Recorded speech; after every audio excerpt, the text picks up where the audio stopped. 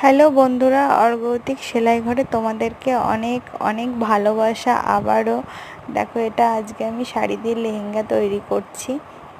এটা এক কাস্টমারের লেহেঙ্গা ছিল। অনলাইন থেকে শাড়িটা কিনে এটাকে আর পরতে হয়তো ভালো লাগেনি, দিয়ে আমাকে বলল শাড়িটা দিয়ে দিদি লেহেঙ্গা বানিয়ে দিই। আমি বললাম ঠিক আছে। এবার ভেতরটা তো লাইলিনটা নেই, ভেতরের লাইলিনটার জন্য আমাকে এক্সট্রা করে বাটারটা কিনতে হয়েছিল।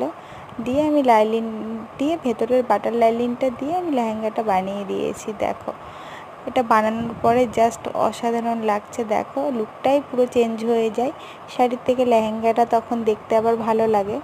দেখো, যেহেতু সেম কালারের বাটার দিয়েছি ভেতরে, তোমরাও কিন্তু একবার ট্রাই করতে পারো। যারা মনে করো শাড়িটা আর পরতে ইচ্ছা করছে না, তখন লেহেঙ্গা এরকম বানিয়ে নিতে পারো। কোনো